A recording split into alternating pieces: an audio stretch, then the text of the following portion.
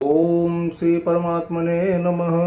पिछले भाग में आप लोगों ने सुना था कि रावण के आतंक से कैसे मिली मुक्ति। अब आज सुनिए कि किस उपाय से प्रभु श्री राम गर्भ में आए।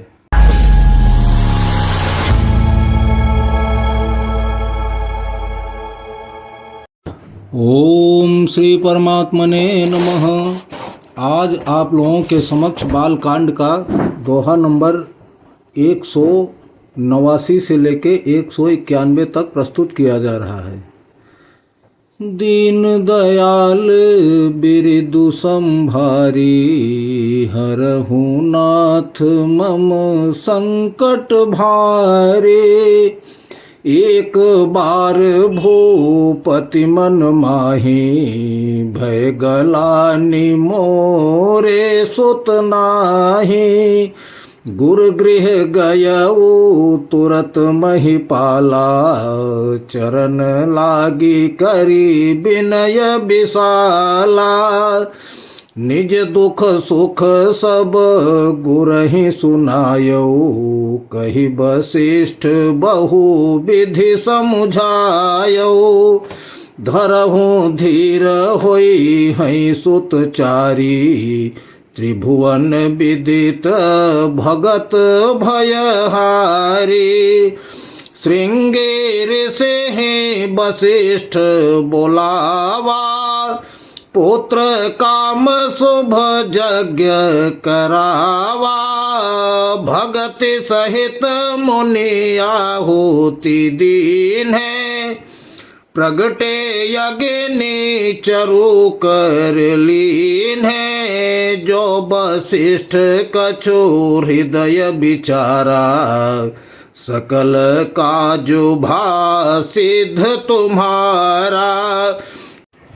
यह भी बाटे देहुन पजाई, जथा जोग जहीं भाग बनाए। दीन दयाल बिरदु संभारी, हरहु नाथ मम संकट भारी। तब यह दृश्य भय पावक, सकल सबहि समुझाए।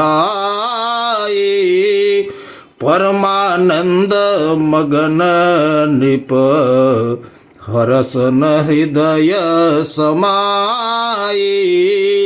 दीन दयाल बिरदु संभारी, हरहु नाथ मम संकट भारी। तब ही राय प्रिय नारी बोलाई, कौशल्या दी तहाँ चले आए।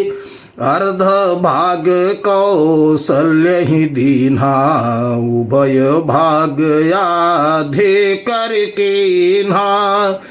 कैकेयी कह निप सो दयऊ, रहेउ सो उभय भाग पुनि भयऊ। कौशल्या कैकेयी हाथ धरी, दीन सुमित्र ही मन प्रसन्न करी। एहि विधि गर्भ सहित सब नारी, भय हृदय हर्षित सुख भारे।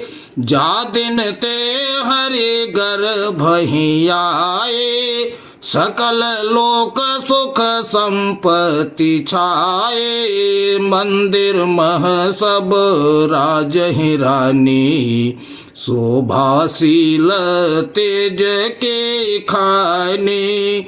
सुख जुत कछुक काल चल गयऊ, जहि प्रभु प्रगट सो अवसर भयऊ।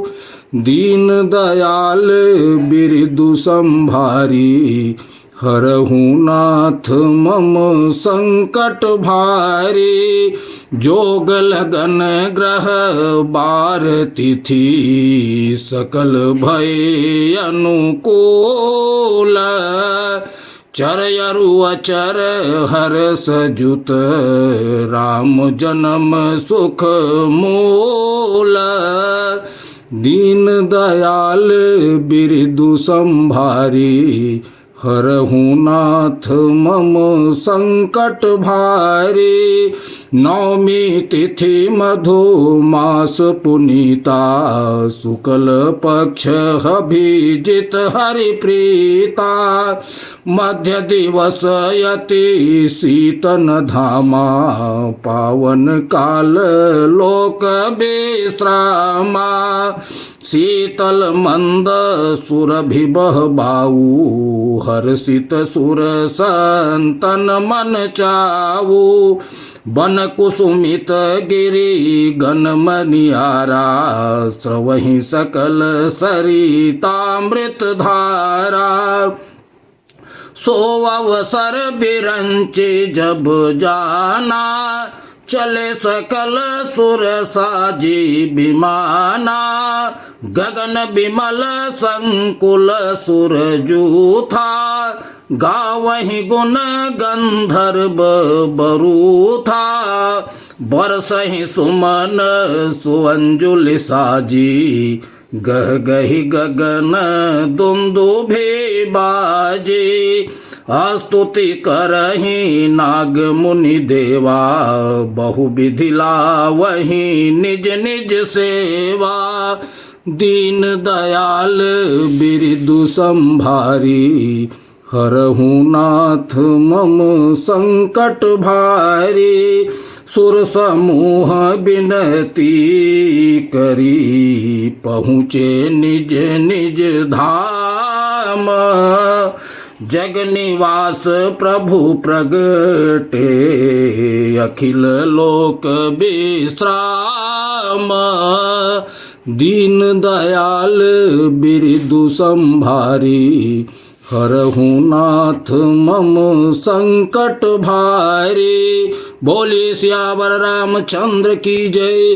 गोस्वामी तुलसीदास जी द्वारा रचित इन चौपाइयों का अर्थ इस प्रकार है कि एक बार राजा दशरथ जो है बड़े ग्लानि में थे। इतनी उनको अंदर से ग्लानि रहती थी ना कि जिसका कोई जवाब नहीं, बहुत ग्लानि थी उनको। तो उसी ग्लानि को लेके गुरु वशिष्ठ के पास गए। गुरु वशिष्ठ के घर जब पहुँचे तो उनको चरण वंदना किए और चरण वंदना करके अपना सारा दुख सुख उनको सुनाए। दुख सुख सुनाए तो गुरु वशिष्ठ ने उनको कहा, हे राजन धीरज रखो, धीरज रखो। आपके 4 पुत्र होंगे और 4 पुत्र होंगे जो भक्तों को सुख देने वाले और उनका नाम जगत में प्रसिद्ध होगा। क्या कहने हैं, जगत में प्रसिद्ध होगा, ऐसे पुत्र आपके होंगे। आप बिल्कुल निश्चिंत रहिए, आप चिंता मत कीजिए। और ऐसा कह के उनको धीरज बंधा के श्रृंगी ऋषि को बुलाए।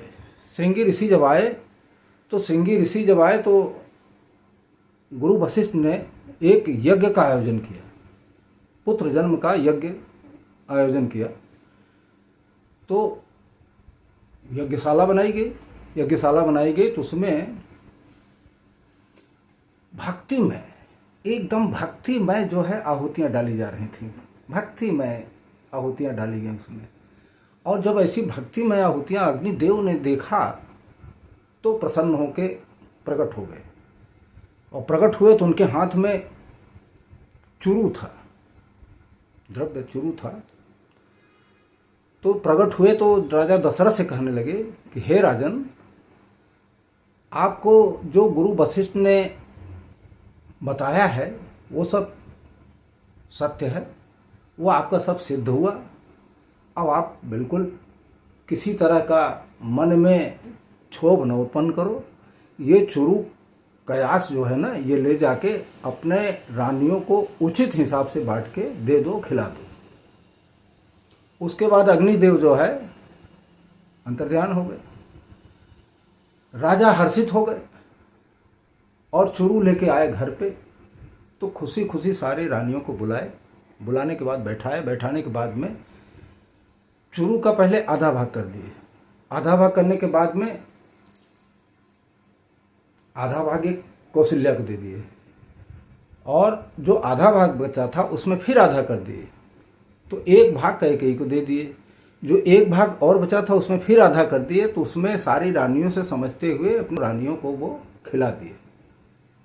खिलाने के बाद में जब रानियां खाई तो हर्षित हो गई, उनके गर्व हो गया और उनके खुशी का कोई ठिकाना नहीं था।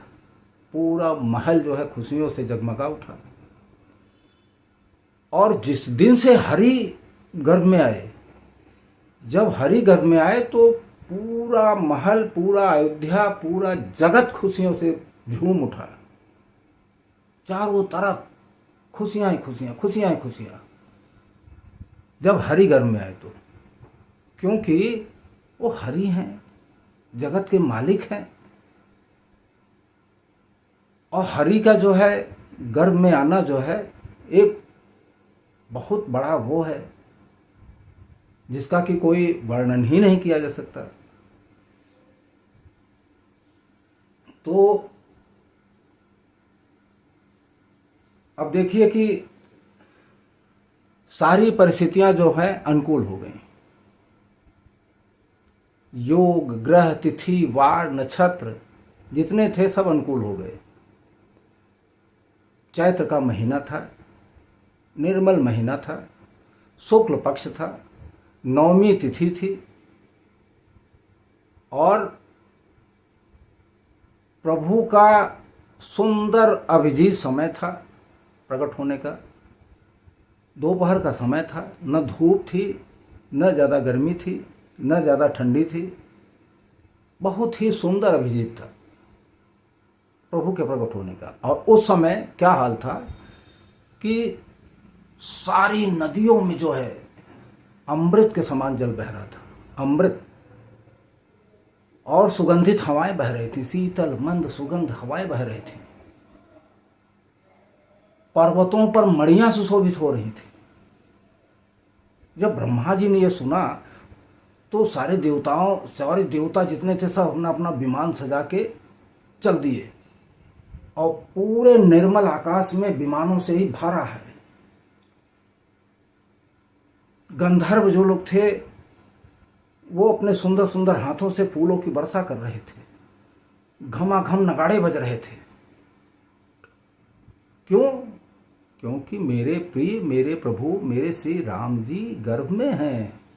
उनको अब उनके जन्म की तैयारी है। वो सबके प्रभु हैं, हमारे भी प्रभु हैं, आपके प्रभु हैं, पूरे विश्व के प्रभु हैं। मैं इसके पहले भी आप लोगों को बता चुका हूं कि जन्म आने वाला है। 21 सितंबर 2023 को प्रभु का जन्म आने वाला है। उस दिन जन्मदिन में सब लोग आप लोग शामिल होइए। सब लोग उसको बहुत ही हर्षोल्लास के साथ मनाया जाए। प्रभु का जन्मदिन बहुत ही अच्छा है, सबके लिए अच्छा है। मानस की जो चौपाई है ना, एक एक चौपाई हजार हजार मंत्र के बराबर है। आप लोग इसको ध्यान दीजिए, इस पे सनातन में रहते हुए इसको ध्यान दीजिए और इनको चलाइए, सुनिए।